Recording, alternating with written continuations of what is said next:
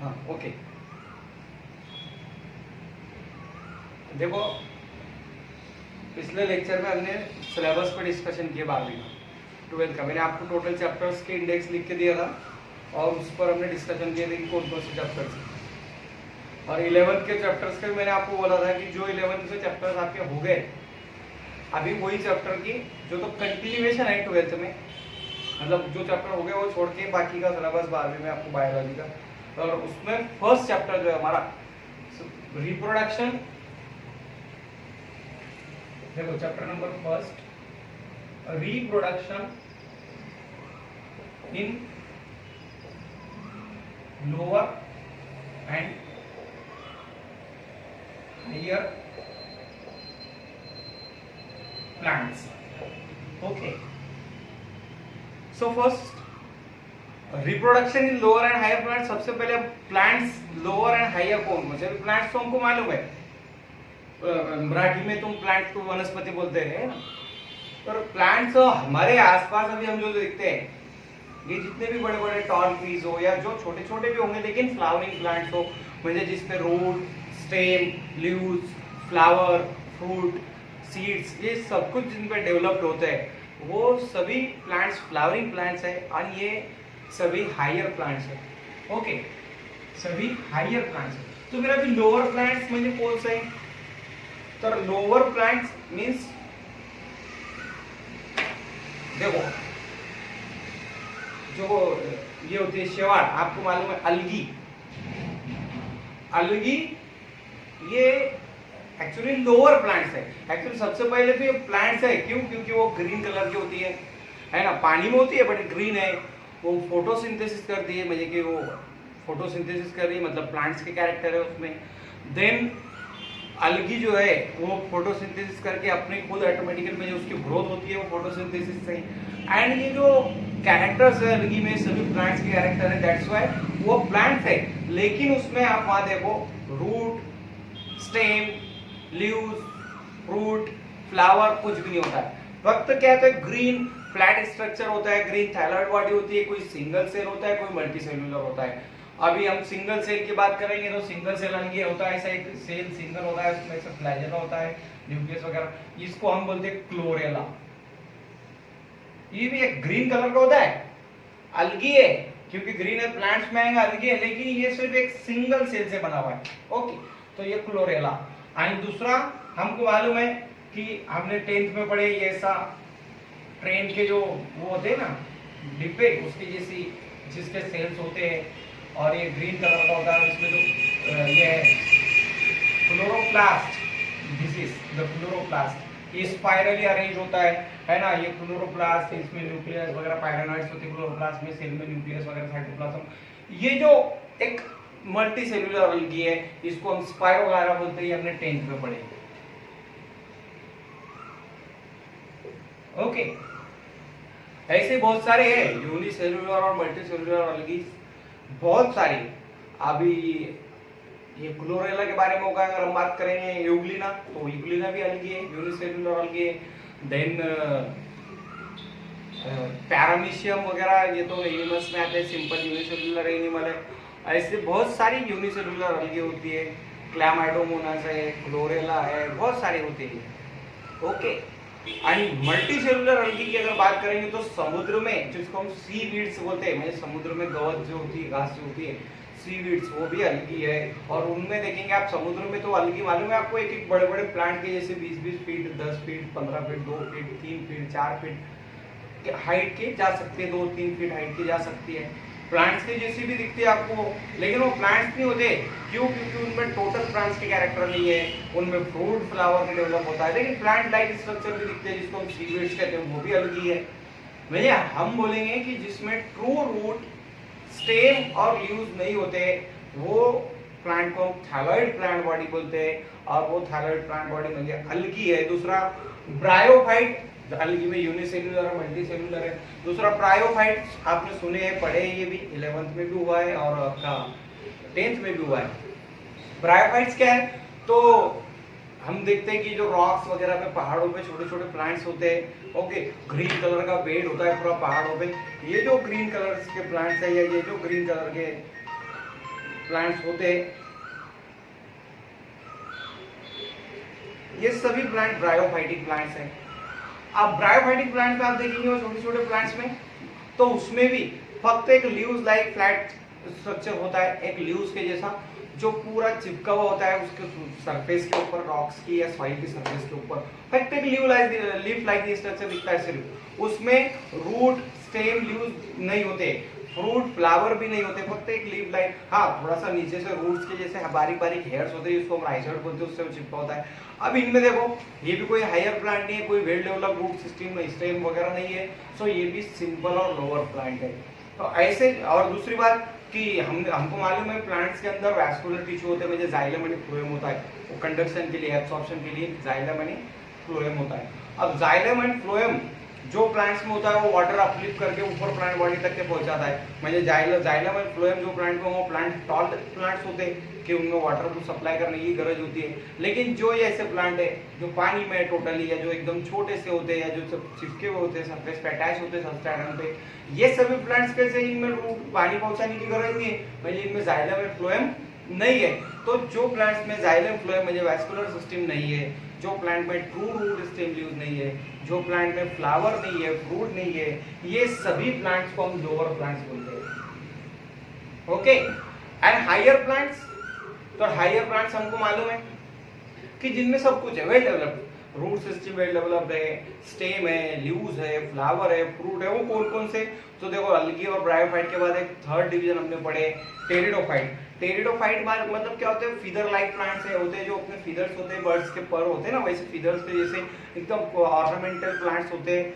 वो प्लांट्स छोटे छोटे भी होते हैं और बड़े बड़े भी होते हैं, उनमें वैस्कुलर बंडल है डेवलप, उनमें रूट स्टेम लीव्स है, इसके लिए वो कैसे रूट स्टेम और लीव्स है उसमें, इसके लिए वो हायर प्लांट है। फिर हम बात करेंगे दूसरे इसकी फेनोनोगैम्स की, फ्लावरिंग प्लांट्स की, तो इनमें जिम्नोस्पर्म और एंजियोस्पर्म है।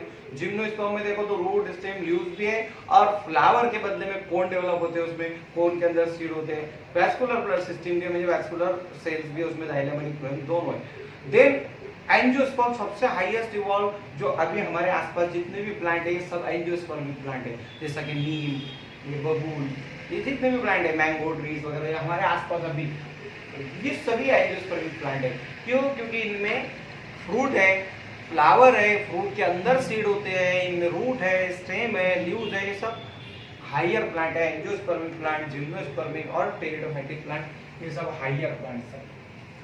म्हणजे अलगी और ब्रायोफाइट ये लोअर प्लांट्स में आ सकते हैं, और टेरिडोफाइट, एंजियोस्पर्म एंड जिम्नोस्पर्म ये हायर प्लांट्स होते हैं। ओके, यहाँ तक के क्लियर है। अब देन हम देखेंगे reproduction in lower and higher plants.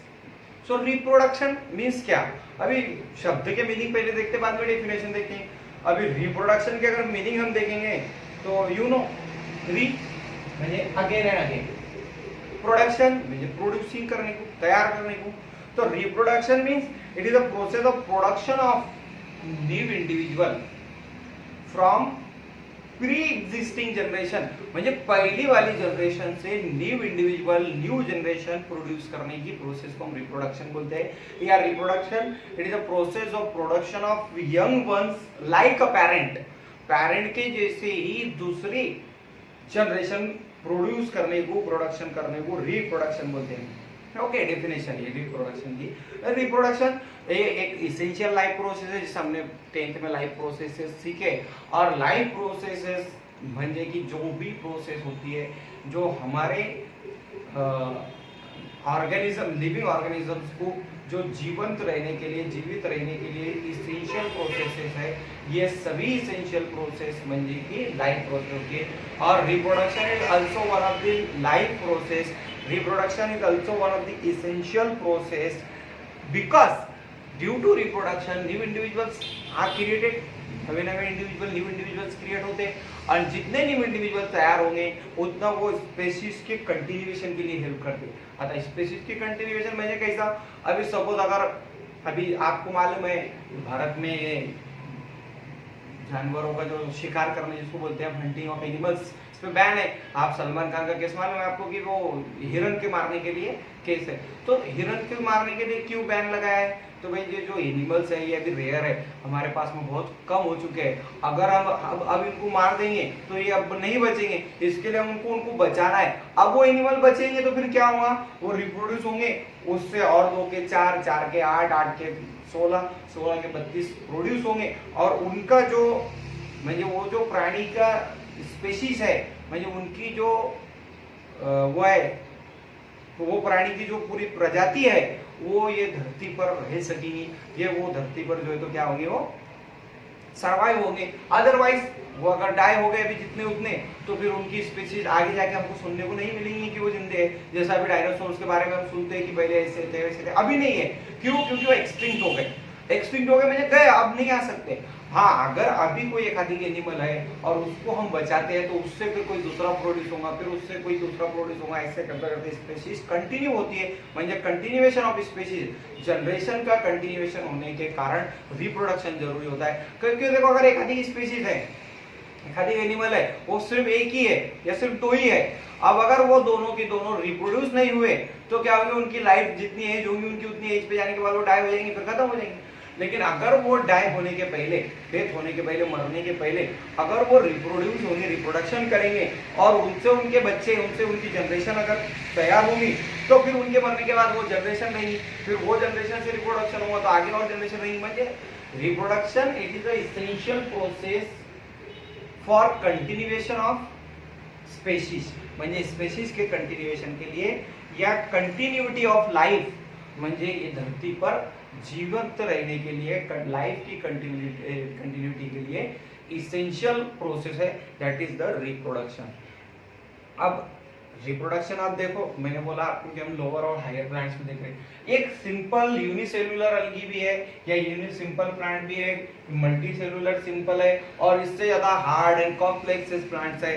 हम अगर एनिमल की बात करेंगे तो ऑर्गेनिज्म एक सिंपल यूनिसेल्युलर अमीबा भी है, थोड़ा सा मल्टीसेल्युलर पे आएगा, उसके बाद स्पॉन्जेस वगैरह, उसके बाद में हायर लेवल पे आप देखेंगे तो बहुत सारे कॉम्प्लेक्स ऑर्गेनिज्म है। इवन दो हम ह्यूमन भी, हम भी बहुत कॉम्प्लेक्स ऑर्गेनिज्म है।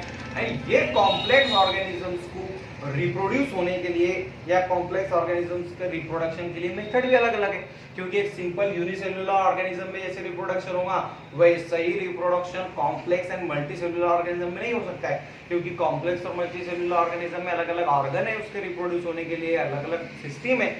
यूनिसेल्युलर में क्या है, एक ही सेल में सब कुछ करना है, तो वहाँ सिंपल प्रोसेस होगी। मल्टीसेल्युलर में क्या बहुत सारे डिफरेंट ऑर्गन्स हैं, तो फिर वहाँ प्रोसेस अलग अलग होंगी। म्हणजे रिप्रोडक्शन की जो प्रोसेस होती है, द मोड और method of reproduction, it is varies depending on the complexity of organism. Organism की कॉम्प्लेक्सिटी पर डिपेंड है कि ऑर्गेनिज्म सिंपल है, कॉम्प्लेक्स है, डेवलप्ड है, कैसा है, उसके हिसाब से रिप्रोडक्शन अलग अलग प्रोसेस। रिप्रोडक्शन प्रोसेस एक ही है लेकिन उसका मेथड अलग अलग है हर एक प्राणी में। ओके, तो दो टाइप की मेन, दो कैटेगरी में हमने डिवाइड किया रिप्रोडक्शन को, जो हम सुनते भी आते हैं, पहले से सुन रहे हैं हम कि रिप्रोडक्शन जो है वो 2 प्रकार का है। ओके, देखो कौन कौन से 2 प्रकार का है रिप्रोडक्शन। तो first asexual reproduction and another sexual reproduction. Okay, asexual and sexual reproduction, ये तो हम सुनते आ रहे हैं पहले से। अब हम बात करते हैं पहला topic, that is the asexual reproduction. देखो असेक्सुअल रिप्रोडक्शन में क्या होता है, हमने सुने कि only one parent is involve in asexual reproduction. अभी सेक्सुअल रिप्रोडक्शन में क्या होता है, एक मेल पेरेंट होता है, दूसरा फीमेल पेरेंट होता है, and male and female parents के जो गैमेट्स होते हैं, male gamete and female gamete, जब वो कंबाइन होते हैं तो उससे जायगॉट तयार होता है और जायगॉट से न्यू इंडिविजुअल तयार होता है. म्हणजे यहाँ पे मेल आणि फीमेल पेरेंट्स का मीटिंग होना जरूरी है. म्हणजे मेल एंड फीमेल पेरेंट्स जब मीटिंग होगा तभी जो है तो न्यू इंडिविजुअल डेवलप होगा. म्हणजे दो पेरेंट्स इन्वॉल्व होंगे जब जाके वो रिप्रोडक्शन होता है, उसको हम सेक्सुअल रिप्रोडक्शन बोलते हैं. बट असेक्सुअल रिप्रोडक्शन में क्या है, only one parent. Only one parent म्हणजे ना मेल आणि फीमेल कुछ नहीं. अगर कोई एखादी प्लांट्स है या कोई एखादी एक सिंगल यूनिसेल्युलर अल्गी है या कोई मल्टी सेल्युलर अलगी हो कि जो फक्त अपना अपना ही डेवलप कर सकती है, म्हणजे एक ही सिंगल पेरेंट इन्वॉल्व हो सकता है उसमें कोई मेल एंड फीमेल की गरज नहीं है. एक ही पेरेंट से उसका डिटैचमेंट हुआ या उसका कोई पार्ट अलग होता है, उससे न्यू इंडिविजुअल तैयार होता है. ऐसा रिप्रोडक्शन को हम असेक्सुअल रिप्रोडक्शन बोलते हैं. जैसा तुमने इसका पढ़े होंगे, सुने होंगे आपने, बटाटा कैसे ग्रो होता है, तो वही वो कोम से. अब एक ही बटाटा है, उसका आप कोम लेंगे लगाएंगे, न्यू बटाटे का प्लांट ग्रो होता है. म्हणजे क्या हुआ यहाँ कि एक ही पेरेंट से न्यू दूसरा इंडिविजुअल ग्रो हुआ. बट कैसा होता है कि जब वो पहले वाले एक ही पेरेंट से जब वो ग्रो होता है ना, तो उसमें कैरेक्टर भी सभी टोटली एक ही पेरेंट के जाते हैं. जैसा सेक्सुअल रिप्रोडक्शन में मेल फीमेल के मीटिंग होता है तो आधे कैरेक्टर मदर के आधे कैरेक्टर फादर के हमारे में आते हैं, है ना. म्हणजे यहाँ वेरिएशंस क्रिएट होता है, यहाँ पे चेंजेस होते हैं हमारी बॉडी में कि कुछ फादर जैसे कुछ मदर जैसे दिखते हैं. लेकिन इसमें असेक्सुअल रिप्रोडक्शन में जब सिर्फ फक्त एक ही पेरेंट से कोई दूसरा इंडिविजुअल तैयार हुआ है, ओनली सिंगल पेरेंट से कोई नया इंडिविजुअल तैयार हुआ है, तो वहां पे फिर वो जो नया इंडिविजुअल होगा वो ये सिंगल पेरेंट की एग्जैक्ट कॉपी होगा ना, क्योंकि टोटल कैरेक्टर इसके उसमें ट्रांसफर होंगे, बराबर है कि नहीं. तो पहली वाली जनरेशन का एग्जैक्ट दूसरा इंडिविजुअल जो तैयार होता है वो एग्जैक्ट सिमिलर होता है उसका. म्हणजे की असेक्सुअल रिप्रोडक्शन में कैसे होते हैं, तो मॉर्फोलॉजिकली भी म्हणजे दिखने में भी एंड जेनेटिकली भी म्हणजे जीन्स भी आइडेंटिकल प्रोड्यूस होते हैं. म्हणजे असेक्सुअल रिप्रोडक्शन में ओनली सिंगल पेरेंट इन्वॉल्व होता है, तो सिंगल पेरेंट के टोटल जीन भी ट्रांसफर होते हैं और टोटल मॉर्फोलॉजी भी. इसके लिए असेक्सुअल रिप्रोडक्शन से जो न्यू इंडिविजुअल तैयार होता है वो मॉर्फोलॉजिकली भी एंड जेनेटिकली भी आइडेंटिकल होते हैं. देन नेक्स्ट पॉइंट की असेक्सुअल रिप्रोडक्शन में क्या होता है, वेरिएशंस क्रिएट नहीं होते. असेक्सुअल रिप्रोडक्शन के कारण न्यू इंडिविजुअल में कोई चेंजेस नहीं आते हैं, और जब तक वेरिएशन नहीं आते हैं तो नई स्पीसीज तैयार होती है. तो फॉर एग्जांपल हम हमारी बात करते हैं, हम बोलते हैं ह्यूमन बीइंग माकड़ से मंकी से डेवलप हुए. कैसे डेवलप हुए, तो हर टाइम में जब मंकी में रिप्रोडक्शन हुआ है पहले से, तो क्या होता है कि उसमें चेंजेस होते गए होंगे. हो सकता है उसके चेहरे पे के हेयर्स रिमूव हुए, बॉडी के हेयर्स रिमूव हुए, उसकी टेल धीरे धीरे रिमूव हुई, उसके जो फोर लिम्ब थे म्हणजे आगे के जो उसके पैर थे वो हैंड्स में डेवलप हुए, उसकी जो बोन थी वो स्ट्रेट होना शुरू हुई. कब हुआ ये, जैसे जैसे रिप्रोडक्शन होते गया हर जनरेशन में चेंजेस आते गए, और आते आते आते आते उससे क्या हुआ, ह्यूमन बीइंग डेवलप हो गया. बरोबर है कि नहीं, चेंजेस होने पर. लेकिन जब असेक्सुअल रिप्रोडक्शन में चेंजेस ही नहीं होते, एग्जैक्ट पेरेंट का सिमिलर होता है, तो उससे फिर क्या होता है, वेरिएशंस क्रिएट नहीं होते, मतलब न्यू इंडिविजुअल फॉर्म होने के चांसेस बहुत कम होते हैं. Okay, during the asexual reproduction. अब असेक्सुअल रिप्रोडक्शन से जो न्यू इंडिविजुअल डेवलप होता है वो न्यू इंडिविजुअल टोटली या एग्जैक्टली हम जिसको बोलेंगे अपने पेरेंट्स के जैसा सिमिलर होता है. बरोबर है, एग्जैक्टली सिमिलर होता है. तो जो अपने पेरेंट की एग्जैक्ट कॉपी होती है उसको हम बोलते हैं क्लोन. क्या बोलते हैं, क्लोन. म्हणजे असेक्सुअल रिप्रोडक्शन से जो न्यू इंडिविजुअल तैयार होते हैं वो होते हैं क्लोन, म्हणजे exact copy of parent. Parent की एग्जैक्ट कॉपी को हम क्लोन बोलते हैं. तो क्लोन्स तैयार होते हैं. ओके, अब जो असेक्सुअल रिप्रोडक्शन है वो लोअर प्लांट्स में और हायर प्लांट्स में भी जो होता है उसके डिफरेंट मेथड्स हैं, और ये डिफरेंट मेथड्स मेरे ख्याल से हमने पढ़े हुए, लेकिन फिर भी मैं यहाँ पे आपको बता देता हूँ. ये जो असेक्सुअल रिप्रोडक्शन है इसके बहुत सारे डिफरेंट मेथड्स हैं. पहला मेथड देखेंगे हम तो फ्रैगमेंटेशन, ये आपने पढ़े हैं.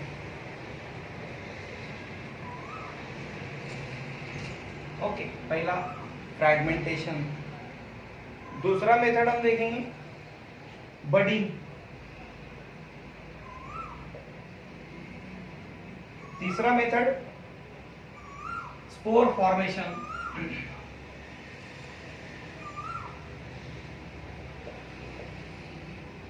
चौथा मेथड इसमें जो है फोर्थ बाइनरी फीचर.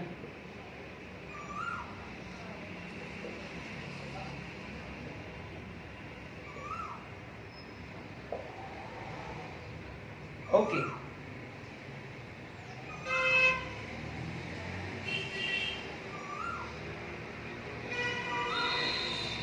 ऐसे बहुत सारे मेथड्स होते हैं।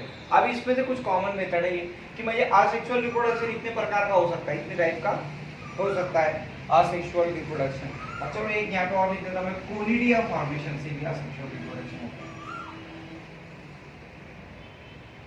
अब ये टाइप्स मतलब ये असेक्सुअल रिप्रोडक्शन इतने प्रकार का होता है, तो कैसे होता है? सबसे पहली बात करता हूं फ्रैगमेंटेशन की। तो फ्रैगमेंटेशन ये जो रिप्रोडक्शन होता है इसमें फॉर एग्जांपल हम कंसीडर करते हैं स्पायरोगायरा जो अलगी होती है मल्टीसेल्युलर, ओके, ये स्पायरोगायरा अलगी सब फ्लैमेंट होता है उसका। फ्लैमेंट म्हणजे कि एक थ्रेड लाइक स्ट्रक्चर होता है जिससे बहुत सारे सेल्स उसके जुड़े हुए हैं और उसमें ये ऐसा क्लोरोप्लास्ट है,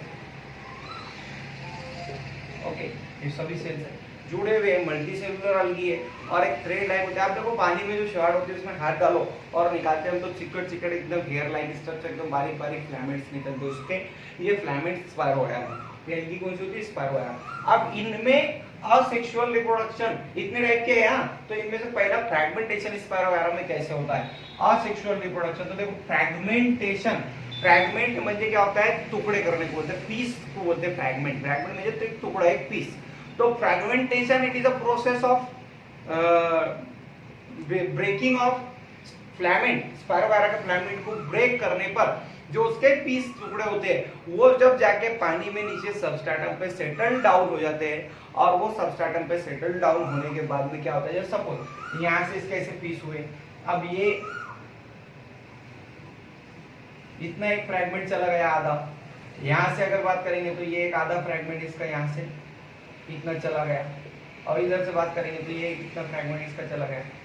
अब अगर आप इनमें देखो तो ये हर एक फ्रैगमेंट नीचे जाके सबस्ट्रेटम पे पानी में नीचे जाके सेटल डाउन होता है और सेटल डाउन होने के बाद अब ये तो ग्रीन है, ये फोटोसिंथेसिस करता है और पानी से सबस्ट्रेटम से न्यूट्रिशन एब्सॉर्ब करते करते इसके सेल ऐसे बनते जाते हैं, फॉर्मेशन होते जाता है और न्यू फ्लैमेंट फिर से तैयार हो जाता है स्पायरोगायरा का। वैसे ये दूसरे फ्रैगमेंट से तीसरे फ्रैगमेंट से क्या होता है? न्यूट्रिशन वगैरह एब्सॉर्ब करके वो उतना सा पीस वापस से पूरा फ्लैमेंट में डेवलप हो जाता है, वापस से पूरा न्यू स्पायरोगायरा में डेवलप हो जाता है। तो fragmentation it is a process of fragmenting म्हणजे pieces breaking of filament of spirogyra. Spirogyra का फ्लैमेंट ब्रेक होता है एंड ब्रेक होने के बाद वो स्पायरोगायरा का फ्लैमेंट जो है each and every filament fragments new spirogyra में डेवलप होता है। ये प्रोसेस को हम फ्रैगमेंटेशन बोलते हैं। म्हणजे the new fragment grows into new filament या new fragment grows into new spirogyra is called as fragmentation. क्या बोलते हैं उसको? Fragmentation. Okay, then second process है बडिंग। अब बडिंग की जो प्रोसेस है, बडिंग ये जो प्रोसेस है, सपोज ये हम लेते हैं ईस्ट की एग्जांपल। ईस्ट सेल आपको मालूम है, ऐसा एक ईस्ट सेल है, ओके, ईस्ट पाउडर मालूम है ना, फंगस जो होता है, ईस्ट सेल है। अब क्या होता है? बडिंग म्हणजे बर्ड फॉर्मेशन होने की process. It is a formation of new individual from the bird, bird से न्यू इंडिविजुअल फॉर्मेशन होने की प्रोसेस को बडिंग बोलते हैं। अब बर्ड म्हणजे क्या? तो कोम, एक कोम होता है, छोटी C small out growth develop होती है ये सेल के ऊपर ऐसी, ओके। लेटर ऑन धीरे धीरे ये आउट ग्रोथ बढ़ते जाती है और ऐसे बढ़ते बढ़ते फॉर्मेशन होते होते फिर ये आउट ग्रोथ जो है और ऐसी बड़ी फॉर्म होती है और साथ ही साथ ये आउट ग्रोथ में ये जो न्यूक्लियस है, ये न्यूक्लियस भी डिवाइड होकर ये आउट ग्रोथ में एक छोटा सा चला जाता है। अब ये क्या हो गया? ये जो न्यू आउट ग्रोथ फॉर्म हुई ये कोम हो गया ईस्ट सेल पे और ये कोम म्हणजे की बर्ड है और ये बर्ड जब फुल्ली ये ईस्ट के ऊपर ये बर्ड धीरे धीरे डेवलप होना स्टार्ट हो जाता है, वैसी एक न्यू सेल उस पर तैयार हो जाता है, लेकिन वो पैरेंट सेल के ऊपर अटैच होता है। धीरे धीरे जब ये पूरा फुल डेवलप हो जाता है, म्हणजे ये खुद अब कैपेबल हो जाता है सर्वाइव करने के लिए, तो ये इसकी बॉडी से डिटैच होता है और न्यू सेल उससे सेपरेट हो जाता है। अब ये एक सेल से दूसरा सेल कैसे फॉर्म होता है? एक बर्ड से, एक कोम से, that's why it is called budding. म्हणजे कोम से, बर्ड से न्यू इंडिविजुअल प्रोड्यूस होने की प्रोसेस जो असेक्सुअल मोड है। ये याद रखना, ये असेक्सुअल की अपन बात कर रहे हैं। थर्ड है स्पोर फॉर्मेशन। तो स्पोर फॉर्मेशन ये 10th में तुमने सीखे थे राइजोपस में, म्हणजे फंगस में, लेकिन यहाँ जो तुमको बुक में 12वीं की दिया है वो दिया है क्लैमाइडोमोनास की एग्जांपल, म्हणजे अलगी की। ये ऐसा अलगी है, ये इस पे फ्लैजेला हेयर्स होते हैं कि पानी में जो है जब ये फ्लोट होती है तो ये हेयर्स के थ्रू आगे बढ़ती है। अब क्या होता है कि यहाँ पे असेक्सुअल रिप्रोडक्शन होगा ना, तो ये जो क्लैमाइडोमोनास के ये जो सेल्स है ये एक हार्ड कवरिंग फॉर्म कर लेते हैं अपने अंदर, और ये हार्ड कवरिंग के अंदर ये न्यूट्रिशन एब्सॉर्ब करके ये जो एक सेल है इसका इसके अंदर कंटेंट डबल हो जाता है, और डबल कंटेंट वाला जो सेल होता है उसको हम बोलते हैं ज़ूस्पोर। क्या बोलते हैं उसको हम? ज़ूस्पोर्स। और ऐसे बहुत सारे ज़ूस्पोर्स ये अंदर हार्ड कवरिंग के अंदर तैयार करता है अनफेवरेबल कंडीशन के टाइम पे, और जब पूरा मैच्योर हो जाता है, जिसकी एज कंप्लीट हो जाती है, तो ये ब्रस्ट होता है हार्ड कवरिंग, और ये ज़ूस्पोर्स रिलीज होते हैं, और जहां पे जाके गिरते हैं पानी में वहां पे न्यू अलगी डेवलप होती है। ये प्रोसेस को बोलते हैं स्पोर फॉर्मेशन, मतलब कि स्पोर से न्यू इंडिविजुअल फॉर्मेशन होता है। एंड ये जो प्रोसेस है तुम्हारी बुक में नहीं है दोनों भी, बट बता क्योंकि ये उसी की टाइप है, असेक्सुअल रिप्रोडक्शन की टाइप है। तो जो प्रोसेस दो है बाकी की, बाइनरी फिशन। अरे ये जो प्रोसेस है बाइनरी फिशन, ये तो हमने कई बार देख चुके हैं, है ना? जैसा कि 10th में भी देखे हमने, 11th में भी देखे, और हम जानते हैं माइटोसिस की प्रोसेस जो होती है, एक सेल से दो सेल तैयार होने की प्रोसेस, उसमें भी यही होता है बाइनरी। मतलब अभी सपोज जस्ट हम यहाँ पे कंसिडर करते हैं एग्जांपल सिंपल कोई सेल की। अभी मैं अलगी तो बहुत सारे होते हैं, अभी यूग्लिना भी यूनिसेल्युलर अलगी है, क्लैमाइडोमोनास फ्लोरेला में भी होता है, अमीबा में भी होता है। एक सिंगल सेल की बात करता हूं यहाँ पे कि कोई भी एक यूनिसेल्युलर अलगी है। अब ये सेल सिंगल है, यहाँ बाइनरी की मीनिंग क्या होते हैं? दो, और फिशन या तुम जिसको फिजन बोलते हैं उसके मीनिंग क्या होते हैं? ब्रेक होने को, मतलब तोड़ने को, टुकड़े होने को, या पीस होने को फिशन बोलते हैं, मतलब सेपरेट होने को। अब बाइनरी फिशन मतलब एक सेल के दो पीस होंगे, उसको हम बाइनरी फिशन बोलते हैं। अब दो पीस होंगे मतलब क्या होगा? वो दोनों पीस न्यू सेल तैयार करते हैं। कैसा? तो आपको मैंने बताया था कि पहले न्यूक्लियर मटेरियल 10th में हुआ ही है, पहले न्यूक्लियर मटेरियल डबल होता है, देन साइटोप्लाज्म डबल होता है, और साइटोप्लाज्म डबल होने के बाद में एक यहाँ पे कंस्ट्रिक्शन फॉर्म होता है, दोनों सेल, एक सेल के वॉल सेल वॉल के अंदर कंस्ट्रिक्शन फॉर्म होता है, और वो कंस्ट्रक्शन बढ़ते बढ़ते न्यूक्लियस तक जाता है। न्यूक्लियस के भी दो भाग हो जाते हैं, इधर से एक सेल तैयार होता है, इधर से एक सेल तैयार होता है। ये दोनों सेल पानी में अपना अपना न्यूट्रिशन लेके फिर से दो न्यू सेल में डेवलप हो जाते हैं, है कि नहीं? तो production of two individual from single cell, है ना? ये पूरी सेम प्रोसेस माइटोसिस की जैसी है, जो 11th में हुआ है और बाद में भी होगा भी तुम्हारा, उसको बोलते हैं बाइनरी फिशन। और लास्ट है कोनिडिया फॉर्मेशन। ये भी तुम्हारी बुक में भी नहीं है, सिर्फ एक शब्द लिखा हुआ है कि conidia formation, it is a type of asexual reproduction. लेकिन क्या है क्या नहीं, ये कोई डिटेल में नहीं है तुम्हारी बुक में, बट बता देता हूँ। देखो अलगी ये फंजाई होती है बहुत सारी, जैसे कि पेनिसिलियम, एस्परजिलस वगैरह, ये फंगस का ऐसा स्टॉक होता है, और ये स्टॉक के ऊपर बहुत सारे स्पोर्स का एक चेन फॉर्म होती है, लगभग 8 स्पोर्स होते हो, और ये जो चेन होती है, ये चेन को बोलते हैं कोनिडिया। क्या बोलते हैं इसको हम? कोनिडिया। और ये कोनिडिया मैच्योर होने के बाद में इसके स्पोर्स जाके जहां पर भी सबस्ट्रेटम पे किधर गिरते हैं, तो वहां पे न्यू एस्परजिलस, न्यू पेनिसिलियम की फंगस ग्रो होती है कोनिडिया से, इसके लिए उसको बोलेंगे कोनिडिया फॉर्मेशन। ओके, सो ये सभी के सभी असेक्सुअल रिप्रोडक्शन की टाइप्स थी, कि जिसमें आपने देखे अगर ये एस्परजिलस हो तो यहाँ पे भी एक ही इंडिविजुअल से न्यू इंडिविजुअल तैयार हुए। बाइनरी फिशन की बात करेंगे तो एक ही सेल से न्यू इंडिविजुअल तैयार हुए। स्पोर फॉर्मेशन की बात करेंगे तो एक ही क्लैमाइडोमोनास ज़ूस्पोर से नई न्यू इंडिविजुअल तैयार होते। बडिंग की बात करेंगे तो एक ईस्ट से एक आउटग्रोथ फॉर्म होती है और उससे न्यू इंडिविजुअल तैयार होता है। फ्रैगमेंटेशन की बात करेंगे तो मैंने स्पायरोगायरा का बताया आपको कि उसके फ्रैगमेंट होते हैं और न्यू एक एक फ्रैगमेंट न्यू स्पायरोगायरा में डेवलप होता है। मैं ये सभी में ऐसा कहीं पर भी आपने देखे क्या कि कोई दो इंडिविजुअल फ्यूज होते हैं जब जाके नया इंडिविजुअल तैयार होता है। ये सेक्सुअल रिप्रोडक्शन में होता है कि मेल एंड फीमेल दो इंडिविजुअल जब गैमेट फ्यूज होते हैं उनके तो न्यू इंडिविजुअल तैयार होता है। बट असेक्सुअल रिप्रोडक्शन में मैंने क्या बोला definition? Only single parent involve, मतलब सिर्फ एक ही पेरेंट से न्यू इंडिविजुअल तैयार होने की प्रोसेस को असेक्सुअल रिप्रोडक्शन बोलते हैं। और उसके मैंने तुमको एक पॉइंट भी बताया कि असेक्सुअल रिप्रोडक्शन में क्या होता है कि जब एक ही इंडिविजुअल से न्यू इंडिविजुअल तैयार होगा दूसरा तो वो एग्जैक्टली पेरेंट के सिमिलर होता है, जिसको हम क्लोन बोलते हैं। ओके, और ये सभी टाइप है असेक्सुअल रिप्रोडक्शन। अब असेक्सुअल रिप्रोडक्शन में भी रिप्रोडक्शन अगर वेजिटेटिव पार्ट से हुआ तो उसको वेजिटेटिव रिप्रोडक्शन बोलते हैं हम। और वो वेजिटेटिव रिप्रोडक्शन की भी 3 टाइप्स हैं, वो हम कल के लेक्चर में देखेंगे नेक्स्ट लेक्चर में कि वेजिटेटिव रिप्रोडक्शन में भी वेजिटेटिव पार्ट से कैसे रिप्रोडक्शन होता है, उसमें बडिंग है, कटिंग है, ग्राफ्टिंग है, ऐसे लेयरिंग है, ऐसे 3 टाइप है जो तुम्हारी बुक में दिया हुआ है। वो तीनों टाइप का एक्सप्लेनेशन कल देखेंगे, वो भी असेक्सुअल की ही टाइप है बट वेजिटेटिव पार्ट्स की, एंड देन फिर सेक्सुअल रिप्रोडक्शन की। ओके, ठीक है, थैंक यू।